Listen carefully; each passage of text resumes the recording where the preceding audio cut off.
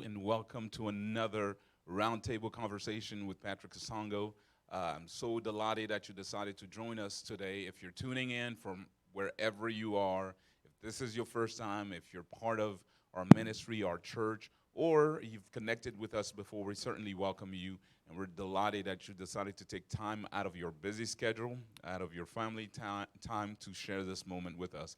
And so our roundtable conversations happen on a monthly basis. This is a platform where we simply have real life conversations about different subjects that impact, that affect our families, our individual selves, and whatever areas of life that we need to be able to get some answers and hear from each other, actually, because these are real conversations with real people giving on to us a real perspective of what everybody deals with. And the reality is that little by little you begin to find out that you're not the only one dealing with certain things that we're having to face on a day-to-day basis when it comes to our society in general. Today in particular, we're going to have a conversation with some men. We just finished a series that I'm going to tell you about here in a minute. I'll kind of lay out what we talked about. And today we are wanting to have a conversation with some men about some real man stuff. So before we get there, I want to say a quick prayer, leave this moment in God's hands, and truly believe that you'll be blessed through this conversation. Father, we thank you and we bless you. We honor you for your mercy, your grace, and this wonderful opportunity that you allow for us to be able to share in this knowledge and understanding and coming to a point where we're able to support and connect with each other on every single level. I thank you for every individual watching as well. Let them receive their portion, be strengthened, and be filled with the wisdom of the Spirit, even as you speak to us through these men. In Jesus' name we pray. Amen. As I was stating, we've had an opportunity to be able to have our men's Bible study. And so in our men's Bible study, we've been talking about becoming the man that God intended for us to be. That, as simple as that. How do we become who God intended for us to be as men? This is a daunting task for some. It's challenging for others, and in many different facets. It's something that we all need to begin to embrace if we ought to be able to be successful. And so, but one of the areas and the realities that we have to face as men in general is that it's not easy. It's not easy being a man. It's not easy sorting through life, being a dad, being a father, a husband, a friend, and all of these things that we're expected to be based on what society has given onto us as far as perspective and expectation. And so we want to talk about, becoming the man God intended for us to be. The struggle is real, right? So for those of you guys who may be struggling, on the inside, the reality is that a lot of us men, we're struggling with our manhood, struggling with being who society is expecting us to be, who our families are expecting us to be, who our wives are expecting us to be, our girlfriend, fiance, whoever, that there's an expectation that's laid on many of us. And because we really don't know how to sort through these particular things, sometimes we internalize those thoughts. And so today I just want us to be able to have a casual conversation with some guys here. I'm going to introduce you to all of them here. I've got Jake on my right. He's not officially married, but he's on his way, right? I've got Dale here. He's officially married with kids, right? And I've got Ellie, who is our token. He just moved over from teenage to adulthood. He had to put some base to adulthood. All right, so he's going to give us that perspective. We're trying to gain a perspective from all levels and all different walks of life. And so today we'll have an opportunity to really talk about, what it is to be a man. So when we had our discussion or our Bible study, we're talking about men and becoming the men God intended for us to be in 5 different levels. We said there's 5 steps that we explored. The first step was what we call the awakening. The awakening involved us simply coming to know who we are, because you can't really begin to work on yourself until you get to know who you are. And then we said, well, beyond the awakening, we need to go to a certain level of awareness. And the awareness simply says, where are you? You know, not only who are you, but where are you in life, and how are you navigating through life? Are you where you're intending to be, or is there things that you really need to be able to work on? And whenever you find those things out, we went to step 3, which was pivoting. And pivoting was simply the action that we take in order to begin to say, okay, here's where I am. I've recognized who I am and where I am, but here's where I need to be, and here are the things that I need to do to pivot from where I am in order to begin to go in the direction of where I want to be. And so pivoting is an important step in our walk in life in general. Whether you're a man or a woman, there comes a point in time where you need to pivot, and pivoting is okay because it involves change, which can be very scary but necessary. And then we moved on to accountability, and we talked about having a circle of people around us and being accountable to individuals from many different levels, either looking up, looking horizontally, or looking vertically. In other words, we have the ability to have people that we look up to as mentors. We have other people that we are walking along with. These are people that we generally call our friends. And then there's people that expect or that are dependent on us. These are, what we call in the church our spiritual children. These can be your biological children. These can be people that you're mentoring, and so on and so forth. That was the fourth level, being accountable to somebody necessary for us to be who we're called to be. Last but not least, he said, well, it's important after you put all those things together to begin to work on leaving a legacy, because you don't just want to live and leave this world without leaving some type of legacy. And so we put all that together and we said, okay, this is what we're supposed to be, but how are we navigating through life in order to make sure that we're fulfilling all of these particular steps? And so I know that for some who might have watched that teaching, it could have been a scary place, because maybe you realize that, man, I'm missing so many different of these areas. And so we want to be able to have a conversation to let you know that none of us are perfect, and we're continually working on ourselves to be able to get to that particular place. And so as we have these conversations, I encourage you, if you have a question, just comment in the comment box, and we'll be able to hopefully talk about it in the time that we have. We don't have that much time, but we'll certainly try to get to as many questions as possible to be able to get some answers and some relationalism that exists between all of us here. Is that cool? Are we good? All right, so that being said, I want to kind of go around, this platform, and thanks, guys, for joining me once again. I want to just come out right out of the chute and say, would you say that you're actually satisfied with where you are as far as a man? Are you satisfied with where you are as a father, as a fiance, as a friend, as a student, as a son? Are you satisfied with where you are? Anybody can chime in. This is a talk amongst friends. I would say for myself, I'm satisfied. I feel like, especially being a young black man with everything that's been, thrown against us, for me to come out, having a beautiful wife, having healthy kids, getting my master's degree, and doing all these things, I can look back and say, hey, I feel like I've made it for myself.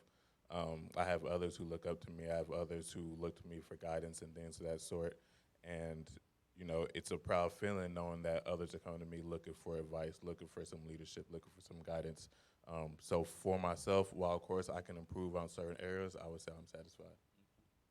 Anybody else? What are you saying? Well, for me, being so young, I think I'm not satisfied at the moment just because I have so much space left. I'm only 20 years old. So I feel like there's places where I need to improve, and places where I can grow some more, you know what I mean? So it's like it's a shoe, but there's still more space in the shoe. So until, those, I feel like I've, filled them to a certain extent, then I can't be satisfied. But that's okay, though, because I can, that gives me something to improve on, to work on, and things of that nature. And like he said he's satisfied as a man, but there's still more he can improve to. So, I mean, even though I'm not satisfied, I do have a lot of courage that I can get there, So, it's a journey. So I'm just starting it, So, yeah, that's all good. I'll come back to you here in a minute. What do you say? What I can say, first of all, thank you for having us in this place. What I can say for myself, I say I'm not satisfied yet because I still got room to improve. So since we have been taught about being aware about yourself, so I'm still in the process of being aware about myself, learning about myself, and seeing where I want to be in the place I am right now. I'm still not satisfied. There is a long journey for me to learn to get to where I want to be. So if I come back now, there's that dichotomy that we just created here as far as the perspective. Some are satisfied and some are not as satisfied because yes, the token answer is we all have things to work on, right? Um, but to a certain extent, we have to begin to look at if I'm not satisfied, it's because I'm chasing after a particular thing that maybe I've not reached yet. And so for you talked about it's like wearing that shoe and the old adage, filling the shoe, so to speak. And so what does it take for you to fill that shoe? What's missing for you on your level, where you are in life right now? Well, at my level, I think it just takes transparency, and accountability. I think a lot of men, what they struggle with is being transparent. A lot of men are, I guess the cliche is you're a man. You're not supposed to, show emotion. There's certain things as a man you're not supposed to do, and things of that nature, which is kind of wrong. What I mean, a man is always supposed to be portrayed as being perfect, strong, and all that stuff. But I think a man should be transparent. So, because I think if somebody's transparent, you see everything, and they respects you a lot more. One thing my coach always used to tell me, he told me, people respect people that can admit they're wrong, and can show you and can use themselves as an example of this is where I fell and this is where I didn't, so you wouldn't have to do the same. So I think that's number one, transparency, and then I think what I say the other one. My mind is going too fast. I forgot. You're spitting so much wisdom that you got. Yeah, I was going too fast. But accountability. I said accountability, and I think accountability is really important as a man. Like I said, we're always supposed to be portrayed as perfect and all that stuff. But when stuff goes wrong, if you can take credit for something that went right, you need to be, up and centered to take responsibility when things go wrong, especially when you're in leadership. So not to cut you off. So as a 20-year-old, you're telling me these are the things that you're thinking about, that I need to be accountable. I need to. Those are the things that you need in order to fill your shoe. Yes. What's okay? Go ahead.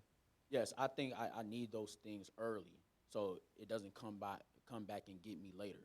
Okay. You know what I mean? And so the reason being is because I remember we went to the TD Jakes convention. It was a really good convention. I forgot what it was called, but it was basically like I want to say man cave or something like that. And the talks that we were having in there, those were talks I saw grown men having I never seen before. It was really kind of uncomfortable. You kind of saw a little bit of a squirm and stuff like that because we were being transparent. We were holding ourselves accountable. We were talking about those awkward moments and those hard moments where you don't want to be accountable and stuff like that. So from what I got from it was, that's one thing that you need to be transparent and accountable.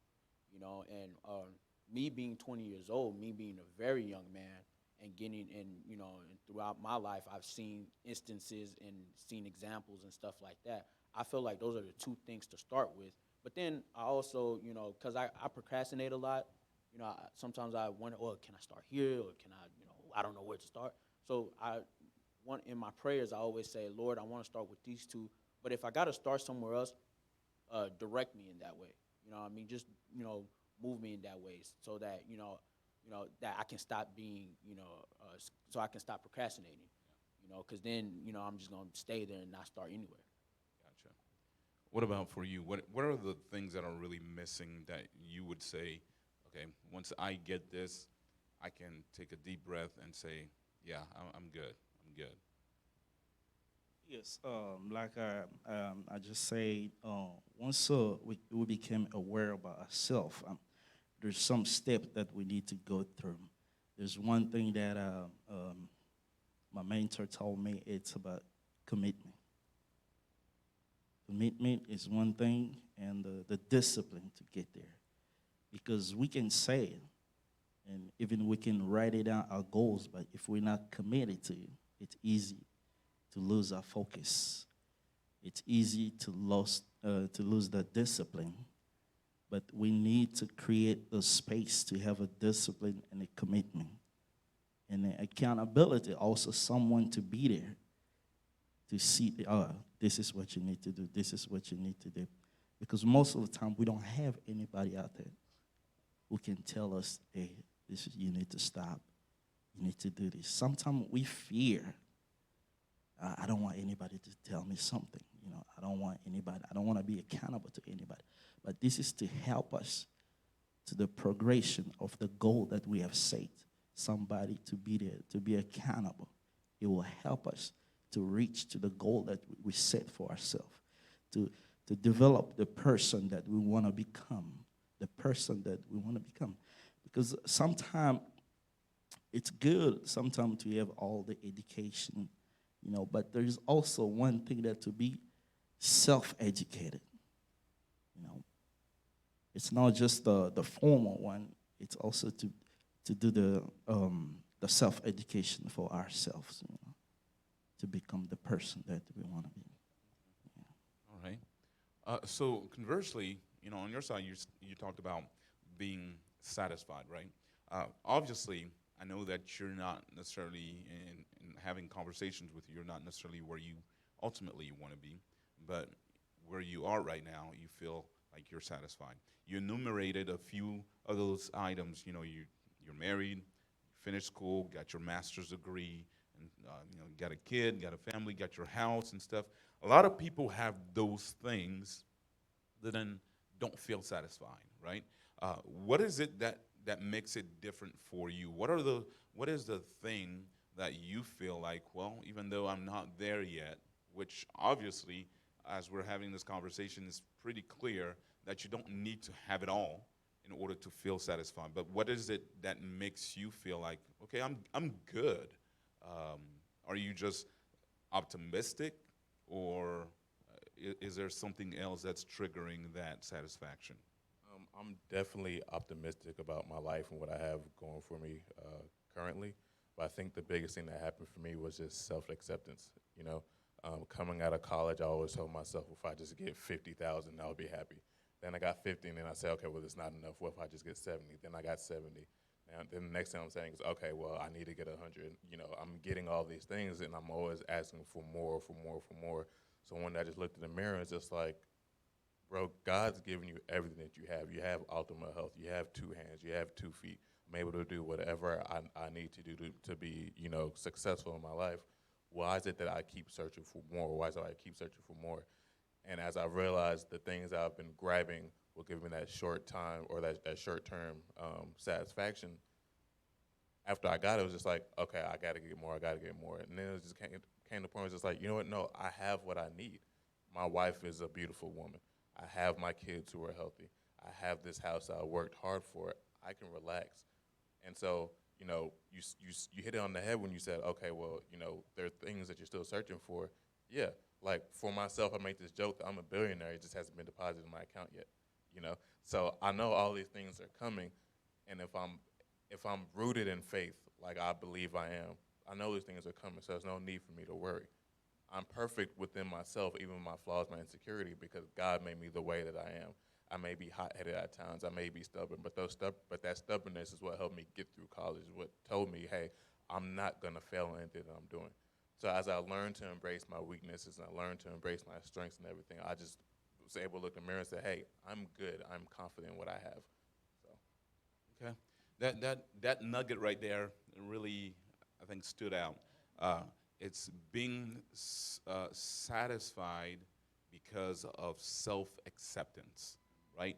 You got to be able to accept yourself in order to be able to feel like you're satisfied. Now, nothing wrong with the chasing after the dream, but here's the thing, and here's what I'm hearing and what we shared even during the teaching, that being able to accept yourself, recognizing yourself, and accepting who you are is a lot more important than chasing. So chasing after you rather than chasing after things will give you more satisfaction, because there will always be a search for things, a chase after something greater. Once I hit 40 years of age, I was like, man, I still got so many things to do in so many areas that I wish I could have, would have, and should have. But then I'm finding myself in this particular position where I'm like almost feeling like I'm behind. And there comes a point where you just got to stop for a minute and say, hey, you got to just stop looking at all the negatives and all the things that you've not attained, and be satisfied with what it is that you've already gotten, because you're also a lot further than a lot of people could have gotten, not playing the comparison game at all, but simply being able to be grateful for what it is that we have. The scripture says that if we're faithful with little, then God will bless us with much more. And sometimes when we're even the things that we've received, we're not faithful with it because we're taking it for granted. We're belittling it. And so those are the things that we need to begin to look at and think about as we're talking about, okay, how are we feeling as man, and how satisfied we are. Now, I think part of that certainly is because of also how society in general has given us the perception that we need to be this or that. Now, so based on you guys' perspective, do you feel like maybe society puts a little too much on man in general? Is the expectation way above what it is that we're supposed to attain, and therefore we're constantly chasing about being the right father, the right man, the right this, and the provider, and so on and so forth? Do you guys feel like this is kind of a thing that society is pushing on us, or is it more about how we view ourselves? I personally, I'm sorry, for myself, I don't think the bar is too high. And I don't think it's pushed on us. I feel like it's more of an expectation. I know a lot of times there may be some men who will look at it and say, okay, this is just too much. I can't get this, right? But I tend to look at it in this view. People have all these high standards. I need to be I need to be the confidant. I need to be the person who makes all this money. I need the person who needs to be reliable, accountable. There's a laundry list of things I have to be as a man, right? But they didn't just fall out the sky. The reason I say that is because they've seen someone who's able to fit this mold of the perfect guy. So if I know that's out there and it's attainable, it's fine for me to try to reach that and try to be that. If that's the standard and I know it's been done, why is it that I don't believe I can't get it? No, I can. Others have been able to do it. It doesn't mean I'm not going to struggle being that person every single day. We're going to have our downfalls. But if we've had the example and we know, the perfect person, then yes, I'm gonna do my best to try to be that and then exceed that. Because if that person is an example for me, then I know for myself I'm an example for my nephews, for my sons, for my friends who are looking for that father figure, for that person they can emulate and model. So no, I don't think it's too high of a standard. Well, go ahead, Jay. Go ahead. Again, talking about the society here, what I can answer about that, looking at today's society, sometimes they expect you in a high standard. So it's up to you how you view yourself based to that standard. Like he's saying, I like what he said. He have a self-image about himself. He's always positive. No matter what the standard they put out there, I can reach it.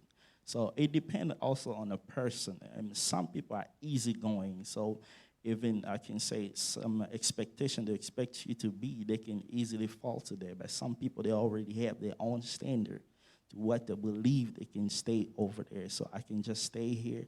I'm not going to move. I'm just going to be here. And also, I like what I think it was John Maxwell. he spoke about something that society has put certain standard for us, that limitation. So they put some limitation from where we were born. Like I say, oh, some you were African, you're not gonna reach it. What do you think? You're gonna be a billionaire? It's impossible for you. But what I believe inside of me, if I say to myself that I'm able to do it, then I can do it. I can reach even above the standard that the society has put.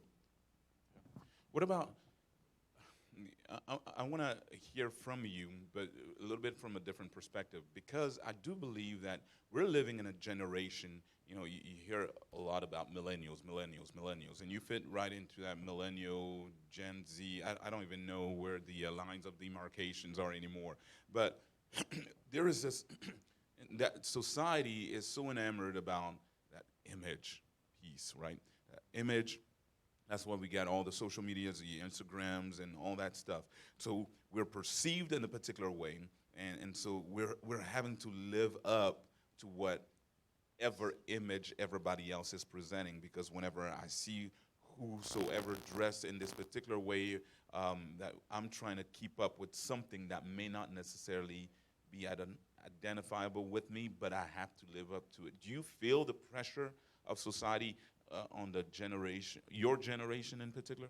Well, no, I don't really feel the pressure, but I know it's there.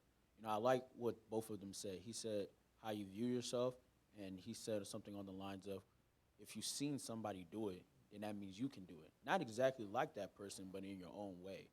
So yeah, I mean, what you said was right with the social media. You always have to be on. You're seeing everything now. You know what I mean? When back in, I don't want to make y'all feel old. Back in y'all day, we saw it when it was. We seen you probably a couple times. We saw what we saw. There wasn't no comment box, to put what we think and all that stuff. We saw what we saw, and we had to go No along like with button. it. Yeah, no like button, none of that. No retweets, none of that. Played outside too. So yeah, I mean, the pressure is there, but how you view yourself. See, like for example, somebody like me, I view myself as somebody that can be great, and one thing I've noticed is being great is hard. Being considered great or being even good at something is pretty difficult. You know what I mean? I'm sorry, I'm gonna be saying my coach a lot because he was a very smart man. Shout out to Coach. But my coach will always tell me, see the difference between the greats, and I'm not trying to minimize anybody, but the people that are not great or ordinary people is decisions. They chose to take that I don't want to call it risk, but opportunity to be great. They made the hard decisions, and they looked at pressure as something as a tool to make them great. And not just in sports, but just in life. And making the right decisions and making a decision that not a lot of people will make. So, I think it just depends, and I see myself as one of those people. So when I hear about the pressure or the standards of, this is how a man should be and stuff like that, I see it and I recognize it, and then to help me cope with it, I pray about it and I read my Bible and see what does God say about it and stuff like that. And the Bible is I like the Bible because it gives you the reality, you know what I mean? It gives you the reality, but then it also encourages you, you know what I mean? And I had one example. I remember when Dale came to come speak to us about finances. And, Dale, he a little in your face about it. Like, he was in your face about it and telling you, this, hey, he's not playing. But on the other side, he was saying, you can do this. You can do it and stuff like that. Yeah, it might be a little harsh, but you can do it too. That's because of life. And so I think, if you look at it from those perspectives and those POVs, then you'll be fine. You know what I mean? Sometimes you might get overwhelmed, but I think that's where, God comes in and gives you the strength and things of that nature.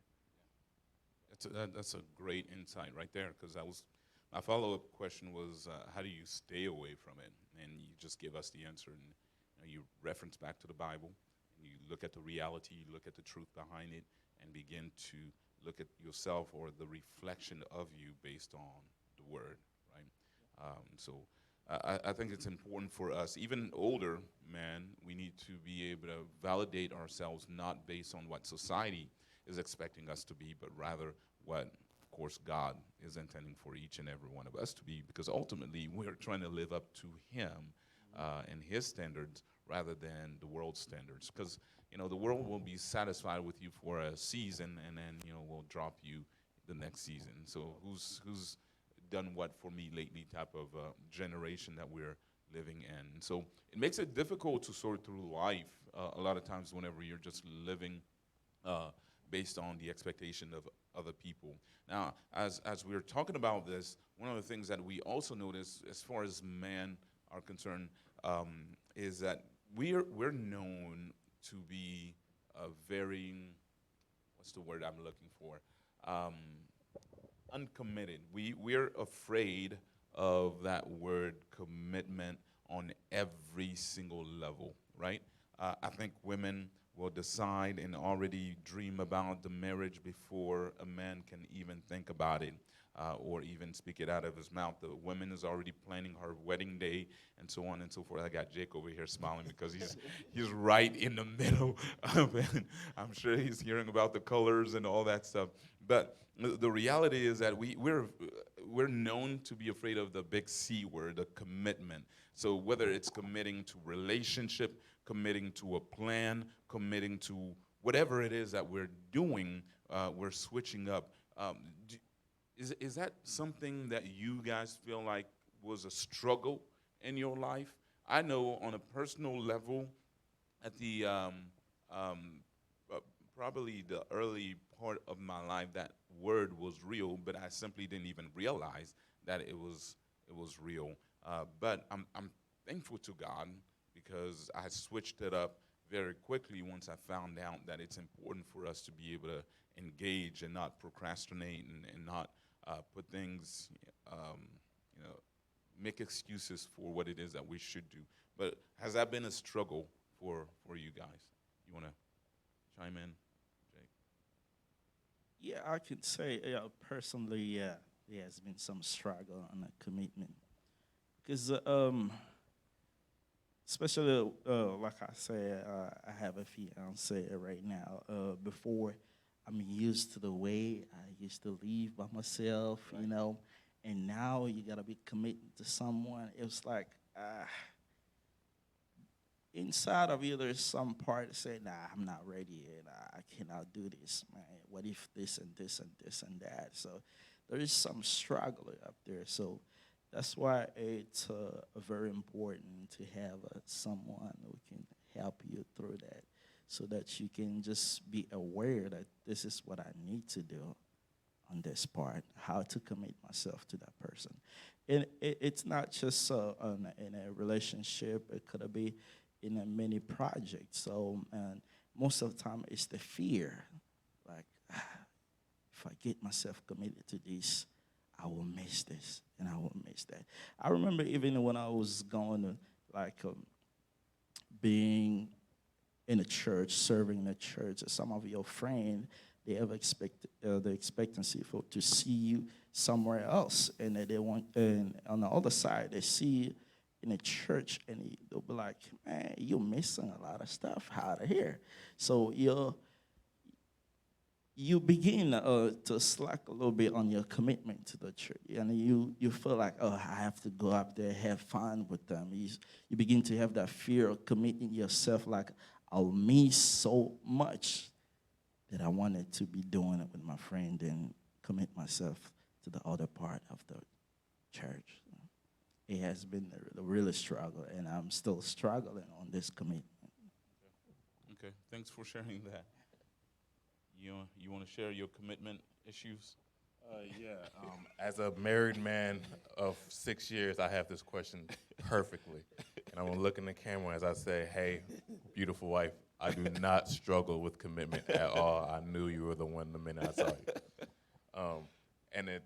So then back to the real world, being 100% honest, commitment was not an issue for me. I think it was more of my upbringing and, just like he talks about his coaches, sports was really big in my eyes for me. And so whenever I say this, for a commitment, I think of a person who's committed to the task at hand. If he, as a man, if I say I'm going to do this, I've committed myself to do this task. And so for me, it was never a problem in the sense of I want to see everything that I'm doing happen in fruition, right? It may not happen the way I plan it in my head. It may not happen exactly the way that I have it per detail. But if I say and I will it in my mind, then I know I'm going to get it. But I do understand when men say, they do struggle with commitment and things of that sort. But I think that's more along the lines of either what they've seen or what they experienced. And again, that kind of goes more to the pessimistic side, especially when it comes to commitment, we think with women and things of that sort. So we may say, okay, well, I have to be with this girl for the rest of my life. Like, there's nothing else. Like, this is my flavor. I'm only stuck with chocolate. I can't have Rocky Road. I can't have cookies and cream. But if you're stuck thinking of it that way, I look in a sense of, hey, this is my flavor. I like this flavor. Why switch to anything else? Like, if I know this is what I want, then I'm committing to this for the rest of my life. I have the best choice that I've made and that I'm going to stick with. So to me, commitment was never an issue. And for me, I try to revamp it for those who do have a problem so that way they can view it in a whole different type of way. Yeah. Yes, sir. Well, for me, Jake said what my problem is with commitment: fear of failure. That's all it is. That's why I have problem committing to stuff. It's just that it's that for me it's that fear. Like if I decide I'm gonna do this, and then it doesn't work out and I fail. You know what I mean? That's like once you let fear get a grip of you, it's paralyzing. You end up not doing nothing. So that's my problem with the commitment. Now, I like the way he said how it's almost like he has to will, like that word will. You have to will yourself through it and say, no, if I'm gonna do this, I'm gonna do this. But you see, my problem is what he also said is not gonna go exactly how I planned. See me, it has to go exactly how I planned. It has to be exactly how I looked at it, how I imagined it. And that's the problem with guys my age and under. When I talk to my brothers and his friends or some of my friends, things have to be a particular way in order for us to continue to keep doing it. Like for my brother, for instance, he plays football. He's really good. He wants to go to the NFL, but he don't want, to, hey man, if you don't get a scholarship, you can go to junior college. Man, I don't want to go. I want a scholarship. I want to go straight to university. Nah, I don't want to go to this university. I want to go to that one. If it doesn't happen, then hey, I can do something else. You see what I mean? It has to be exactly detailed. You know what I mean?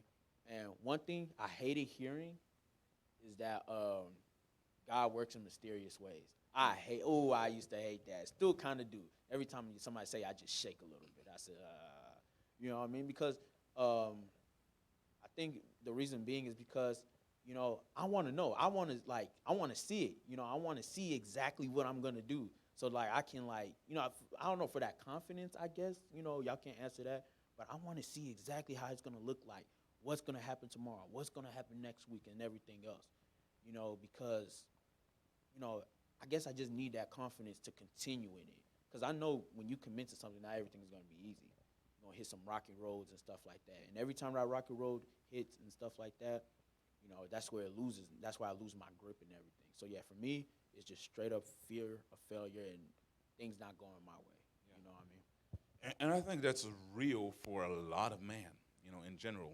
The fear of failure, because there's so much pressure.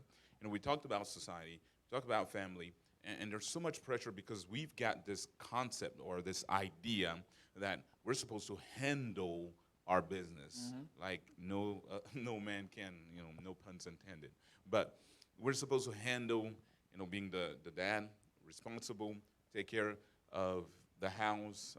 You're supposed to fix the car when it's broken, when it's not running. You're supposed to fix everything that's broken in the house based on, wife handbook 101 to husband. Mm-hmm. But the reality is that we don't know how to do it. And here's the funny thing is that you'll hear this a lot, is that men generally don't like to ask for direction, right? When we get lost, we're trained to figure it out. And so we're on a consistent basis, we're trying to get ourselves back up. Now, we're, like you said, it's the fear of failure. The fear of failure, I don't want to mess up, and I'm finding out more and more the older that I get, and I wish I knew this, much younger, is that I've heard it before, I've read it before, I've seen it before, but I don't think I really believed in it until, much later in my life, in the sense that it's okay to fail.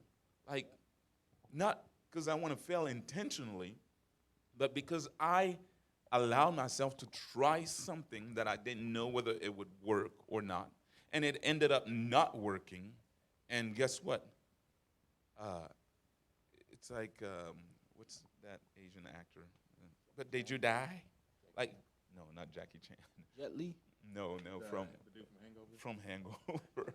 But did you die though? But you didn't die. So if you didn't die, you can actually try again, and you've learned from your lesson. And so the fear of failure, little by little, begin to kind of dissipate itself, and I begin to find it okay to go along and actually try things that I wasn't too sure about. Because I wish, even as a pastor, I could say that, yeah, God told me this, and therefore I did it by the exact detail that he gave me. But it doesn't work like that, even with God a lot of times. Sometimes he'll give you the details, and sometimes he won't. And sometimes he'll tell you to do something clearly, and sometimes he's like, I've given you enough wisdom to go through it, and sometimes you will go through it and not necessarily get it all, but through that process, I can still use that to bless you too. And so I begin to embrace the journey rather than, the challenge, right?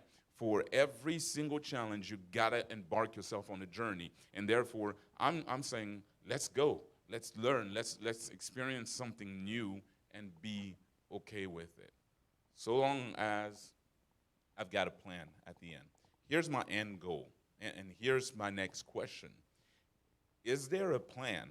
Because whether I fail, whether I succeed, as man, I think a lot of us, we're walking through life and we're feeling like failures at times because we don't necessarily have a concrete plan of where it is that we're going. And sometimes we do somewhat have a plan, but we kind of disengage ourselves from that plan because the pressure is too much. Do you guys have plans? Do y'all have a short-term, long-term, ultimate plan? Here's how are you guys walking along as far as life is concerned? And are you walking with a plan, or is it kind of like whatever comes, I just kind of adjust and go along with it? I have a plan. We pretty much knew that that was coming. Yeah. Okay. But yes, but I think, okay, I'll put it like this. Yes, I have a plan. Has my plan shifted from when I was 20, 15, 10? Yes, absolutely. But the plan was for myself to always be successful in every little thing that I'm doing. As long as I can reach success, at least what success looks like to me in anything I have my hands on, I'm gonna be perfectly fine. Now, the part where I feel like a lot of men get tripped up on is that on this plan that they have, there's no preparation, like none at all. If I say, hey, I'm gonna be a basketball player, okay, what's your plan to be a basketball player? What are you doing to go into it? If you're only practicing an hour a week, how do you plan on making the NBA that way, right? And this kind of leads back to the commitment thing. Okay, if I know I'm gonna be a basketball player, what's the plan to get there? Okay, I'm gonna practice 8 hours a week. If I have extra time, I'm putting that extra work in. Okay, what else can I do? I'm also gonna watch film. I'm also gonna study footwork, do all these things. And you're treating your plan as if it's a life mission at every single goal that you get to. As you reach that goal, okay, I'm doing this now. Okay, I hit that. Okay, now I'm doing this. And I feel like as we go through life, as you're shifting and you're adjusting your plans, you're also preparing for each step and each way to help you get to where you want to go. It's perfect you don't have a plan now. Okay, what are you going to do to help you find that plan that you need? And I think that's the thing that most men need a bunch of times. Okay. But you're not always gonna have that map. But if you can build that map and you can convert it to whatever you need it to look like, then follow that and go. Yes, speaking of myself, I do have a plan, but one thing also that I noticed, a plan can change. But you just have to stick with your purpose. Because most of the time we can plan this and it might not work. So we gotta be flexible to shift to a different plane. So this is a very, very important, especially if you want to build a family, even for yourself. Most of the time, I've been living by myself, and I always have a plan from the things that I want to do, even though I don't reach all of them, or some of them I may not have the action plan to do, but I still plan for them. So, which is very crucial for every man, because most of the time we fail because we don't plan and we don't prepare. Because once we don't prepare, we will miss the opportunity. Because there are so many opportunities out there because we don't have plans and we are not prepared for it. So we find ourselves, oh, why things are not working for me? Because we're not prepared. We don't have a plan. Even God himself, before he created the world, he had a plan. He had a man in his mind, so he said, this man's gonna need this. Planted everything before even put a man in there. We cannot just build a house without having a plan. So we need a plan, the foundation in our society as a man, in our relationship, it could be the church, organization. Every organization out there have a plan. Okay, that's cool. Now let me ask this on this particular subject. Um, we're talking about having a plan, and I know a lot of men struggle with having a plan, as we stated here. Um, what is your practical? Maybe you can share with some of these guys here. What is your practical approach to planning? Like, I'm big on writing things down. I'm big on write it down and check off the list. Do you guys have a process? Do you just have your plan in your head? How do you go about planning, per se? Because I think sometimes it's just the practical aspect of things that some of us are missing, the process by which some individuals find success that they've applied in their lives. And in that particular process, when we begin to share those things, then other people begin to benefit from them. And like I said, I like writing things down, whether it's in the beginning of the year when I'm making a plan for this particular year, or if I go back to my notebooks where I've written down some of the goals and my future plans, my vision, and so on and so forth. What? How do you guys go about practically working and sticking to your plan? Well, one thing I do write also. I write, but not only do I write, I also go and talk to people. I call those people my muses. People that know me very well and that I think are wise people. And so I speak to them just so that I'm not missing anything. Because I was told one time, some people that are close to you will see things in you that you don't see, that you're blind to, and stuff like that. So I do that, write, talk to people, and then, wrap it up with a prayer. Just because for me, it's just like I don't feel comfortable. I don't believe in something if I haven't prayed in it yet. So if I haven't prayed in it, that means I'm not serious. So yeah, that's what I do: write, talk, pray, and then finalize. Then finalize, make sure something's concrete. Um, and like, I love what Brother Jake said, is that even if it doesn't work out, stay with your purpose. Because a lot of people, if it doesn't work out, so this wasn't my purpose. No, it just wasn't that way. It's probably this way. So yeah, I'll say that. Anybody else do something different that kind of stands out as far as Yes, planning?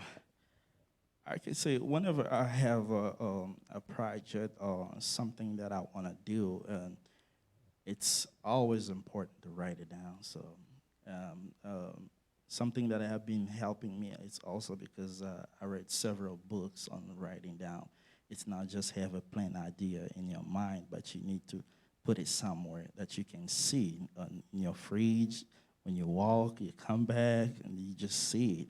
That you know that on Monday I have to do this, and at the end of the month I have to take 10% of this so I can put it in my whatever project that I have. So I have all the printout sheets that I put everything on my sheet out there. I know I need to attack this and this and this. You always have to do the check mark, because if you don't do it, then you might find yourself not doing anything. Because one of the things is the discipline. It's the discipline. Like I believe it was Jim Ron who say this one time. He wanted just to become a millionaire. When he became a millionaire, it was not about becoming a millionaire, but the discipline he was committed to the action that he committed himself. So most of the time, it's just important for us to commit to ourselves, to that action, beginning to do it or follow the plan that you put up there in the paper. So once you begin to do that, you will find it easily. You begin any plan that you have, you'll begin to attack it easily. But if we don't do anything, we can even write it out, but if we don't put an action plan, it might stay there for years. Know for myself, I understand the whole writing things down. I'm not taking nothing away from that. But for myself, I'm a dreamer when it comes to my goals and the things that I want. So if there's something new that I'm captivated by, not only am I diving all in like on it, but I'm dreaming about it. I'm imagining it, using practical examples. So I trade stocks all the time. That's my thing, right? So whenever I had the seminar and everything, you could feel the passion of me.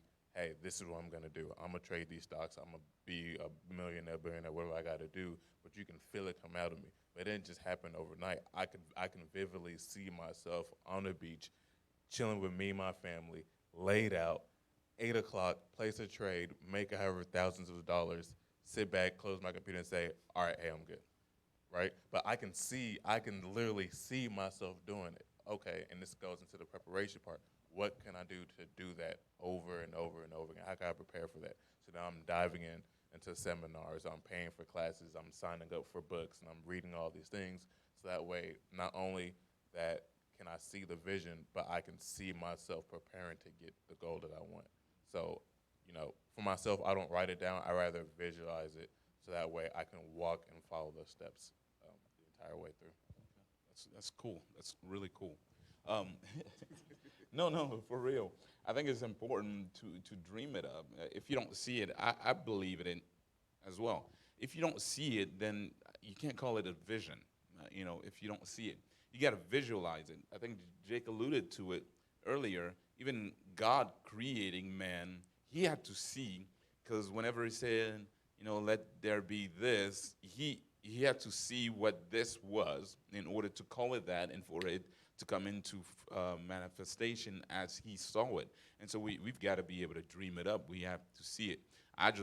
Maybe it's because I'm getting older and I forget things quick. And so I literally walk. If I tell people, if you're not in my daily planner, you're not gonna get contacted. That's just the bottom line. And so you got to be on my daily schedule. I write down things on my planner. My planner literally has everything from what I'm doing from the time that I wake up. It has a place for lunch, dinner, breakfast, and all that stuff, what to do and what to buy and so on. It just keeps things organized for me, and it makes it a little bit easier. And one of the things that I just find is satisfaction whenever you're like, done. That satisfaction of just crossing things off. But that's kind of like a daily thing. Then I have a weekly thing, and then I have a monthly thing, I have a yearly thing, and I have a long-term plan. Now, we were talking about how sometimes the plan can change. I think Dale mentioned, as we're winding down here towards the end, you talked about the plan changing from when you were 15 or 20 and so on and so forth. And I think a lot of us even struggle with that particular notion. The notion of change, in particular, to humanity, I think it's a difficult thing, but particularly with men, I find that men, we like our comfortable spot. We like our comfort zone. This is how I do it. And the older we get, the more we get set in our ways. I'm telling you, that is so true. Like, sometimes I got to stop myself. I'm like, man, that's you? You really that hard-headed? Because I know that what you're going through right now is not necessarily correct, but because you want to see it your way, you want to stick to the plan. And so why is it so difficult for men to change? Whenever we switch up the plan, when we have to make what we were talking about earlier, that pivot, here's what you're doing right now, but you've got to pivot in order to see something else. But then we're really fighting the change. Why is it so hard for men to change? Well, I think it's hard for men to change is because the way they say a man's supposed to be. Like, when, somebody say, hey, man, put your foot down. Stand firm. I'm the rock of my family. You don't move and stuff like that. I think stuff like that makes it hard for a man to change and things of that nature. And the older you get and the more and more, you get stuck in your ways, you learn yourself how to say, this is just who I am. And, even if it's something bad, you try to fight it, and you just keep on. Sometimes you get tired of the fight and just, this is who I am, and this is how it's going to be. What did some old dude say? I came in this world alone, I'll die alone. Like, leave me alone, And I think that's why it's hard for men. And then change is hard, too. Change is difficult. Change will, when you're trying to turn something around, it's, you come in optimistic, and then things start coming your way, and, and you just get tired, and, you say, this is just how it's going to be, And, yeah, so I think that's one of the reasons, It's hard. Do you guys have people like in your life that tell you, hey, you got to change? Yes. My mother. Yep. I have a wife. Yeah, I was gonna say, for those of us who are married, it's not that difficult. We hear it every other day. But as far as in the looking at the big picture, you've got the opportunity to. Do you have the opportunity to have people who can actually speak into your life, and do you even trust those voices that are speaking into your life? We spoke about accountability, and accountability coming from many different levels, right? From upward to even level to down level. Do you guys have those things in your life? Yes. Yes. Oh, yes. Do you trust those voices? I feel like even with our same level relationships, it's hard to find men that have very strong circles, because generally as men, we only share what we want to share. I think women are more prone to share what's really going on. We'll share the story, but we won't share the feeling right behind the story. So and so died, and I lost this. Okay, but how do you feel about it? See, that's the part that we don't talk about. And but when it comes to females, most of the time they'll tell you, and so died, and I can't believe it just broke me. It just messed me up, and I can't even go on. But we don't do that. We internalize everything, and we'll talk about the Cowboys. We'll talk about everything else around it, except for it. Is it because we lack trusting each other with our emotional needs enough to be able to open up on that level? I believe one thing that I noticed, we don't want anybody, even in our circle, to see our weakness. Because we feel like if we set ourselves like that, show our weakness, we feel like we're down. We let ourselves down, so we want to keep it. We just trying to show up, in different ways that I'm still a man, any way I can handle it. But we don't share our weakness. No, this is what I feel. But easy for female to share, but us as a man, we don't want to share. If I tell him, man, he's gonna think like, nah, I'll just keep it to myself. I'll just tell him, I can handle it. But deep down inside of me, I know I'm struggling, I'm hurt, but I don't want to share it. It's keeping us to the comfort zone. We just want to stay there. We don't want to change, because speaking of the society, it's just change is a hard thing. We don't like to change, even when it comes to the biblical perspective. The Pharisees, when Jesus came talking about repent, they didn't want to repent. We say, we have Abraham, we grew up in this way. You come to telling us to change. Who are you? No, they didn't want it, because they just want to stay to that standard they grew up with. But it's very important sometimes to share our feelings.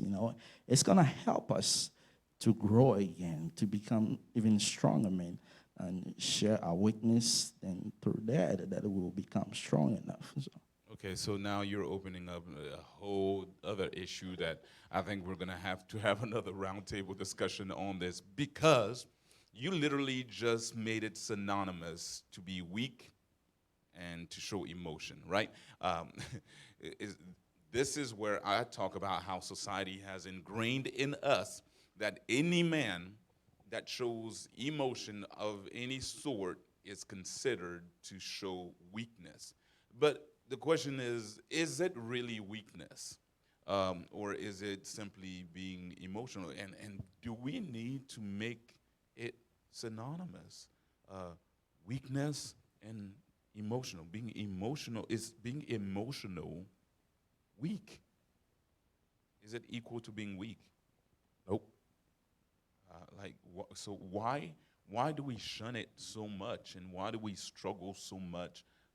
Is it the pressure from society? Is it what we've been taught, or is it just a self-awareness thing where we're refusing to accept what it is that we're dealing with and who we are on the inside, to the point where we're even pushing that away, and we're saying that if I do this, it means that I'm weak?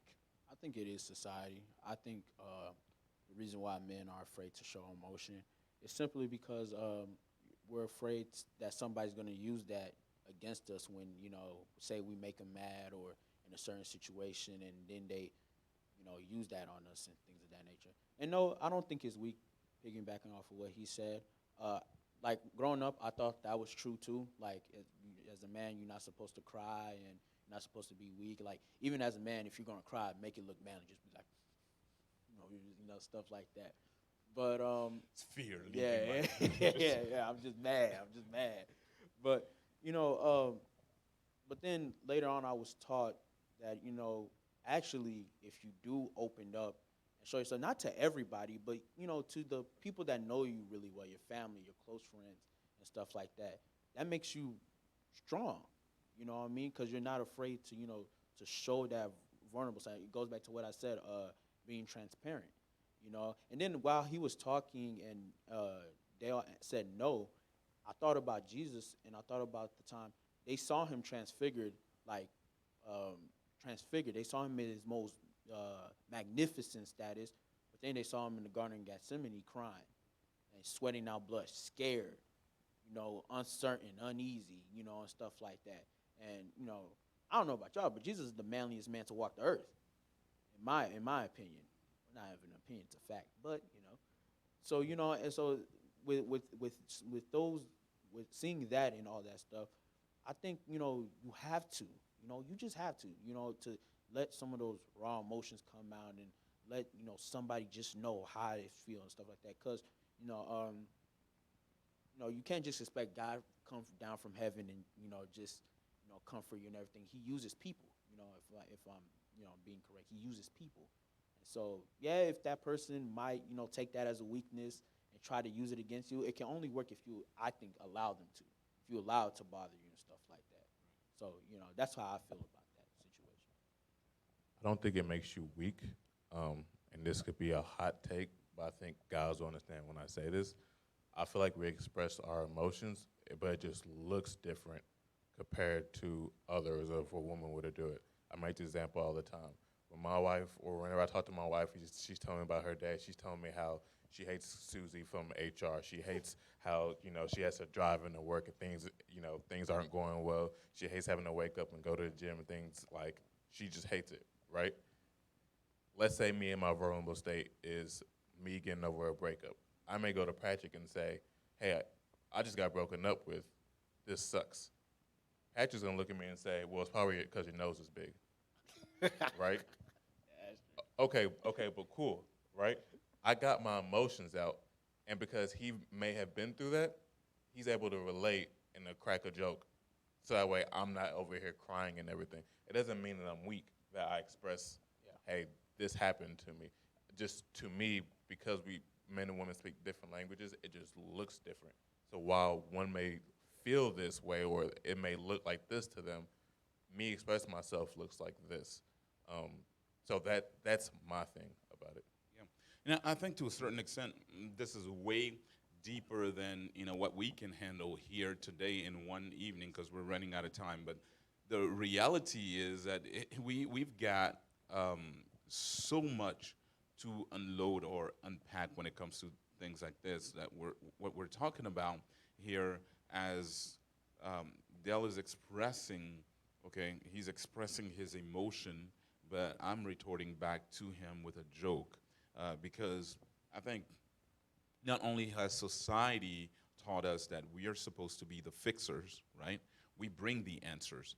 Oh, here's why you're feeling this way. Boom, resolve, let's move on, done. Get back to normalcy. That's what we do as men.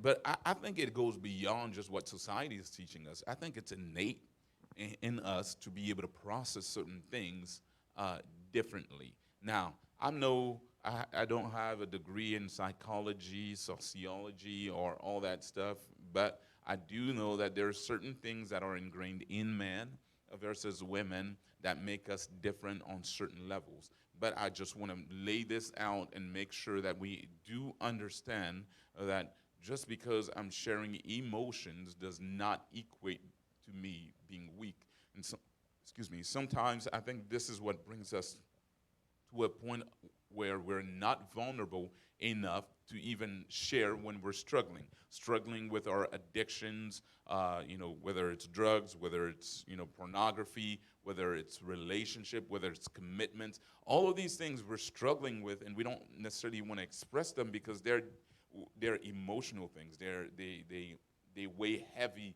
in our hearts, but we need to be able to, I think, do better and cope better with those particular things in order to be efficient and eventually be who it is that God is intending for all of us to be. Now, here's my next to the last question is, do you trust your close-knit circle enough to share those moments with them? Yes, I do, 100%. Simply because I don't know. It's just it depends on the relationship, what you guys been through, what you guys talk about, and stuff like that. And I think I've come to a point, and I thank God I've come to a point that I know at least once, maybe twice, they're gonna let me down, or I'm gonna let them down. You know what I mean? But then, it's funny how everything just comes back to the Bible. God is in control of everything. You know what I mean? So if God's in control of everything, I don't need to worry about, basically anything. Be cautious, be careful, but always know in the back of my mind, God is in control. So that would allow me to 100% trust my inner circle, because we're not going to be this close for no reason. I don't think somebody would just, I'm not, I'm not rich, or I don't have, all the things everybody wants.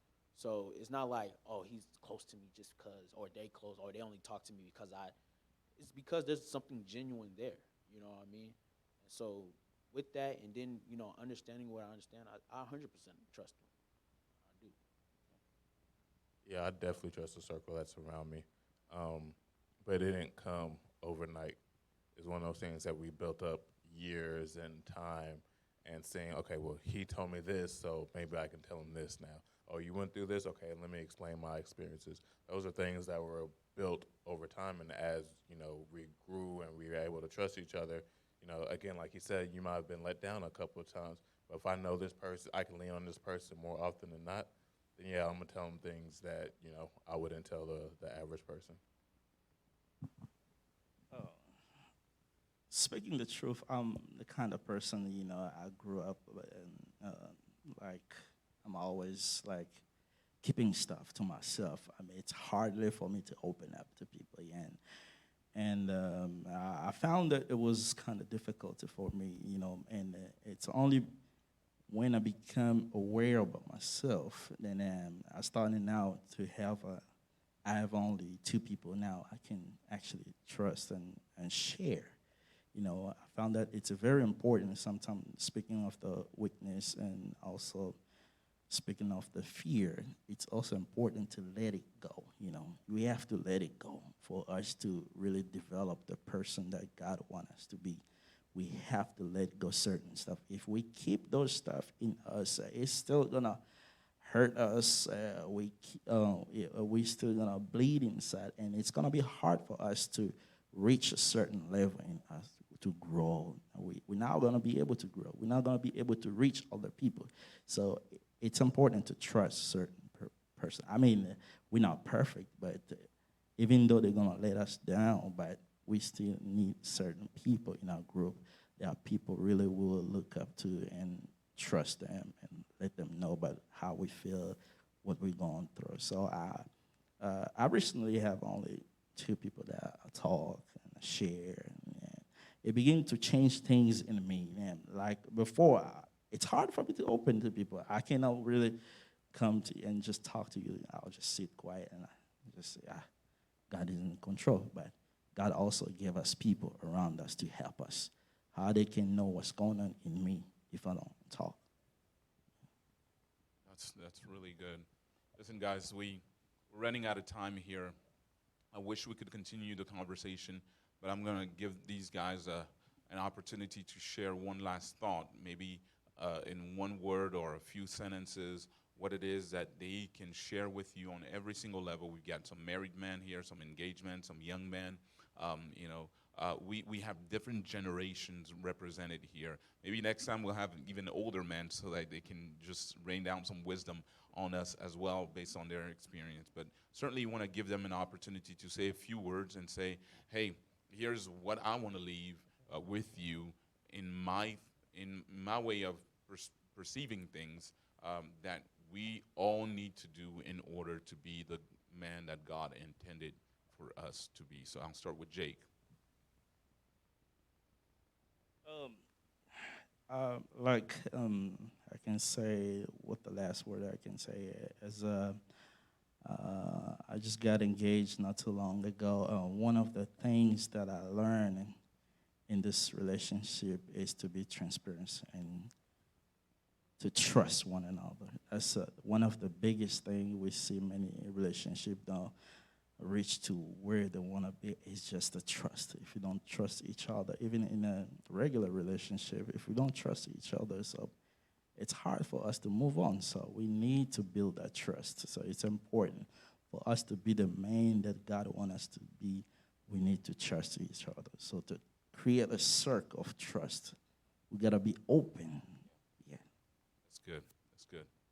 Sir. I've been optimistic all day, so I don't think it's going to stop today. I would say go out and be great. Go do everything that you have your heart set out to do. We have too much to give on this earth. We have one life. I like to make this analogy. You know, I like to look up to Jay-Z. Jay-Z came from nothing, and ended up pulling Beyonce and becoming a billionaire. Jay-Z has the same 24 hours I do. He puts on his shoes the same way. He puts on his shirts. If he can do it, I can do it.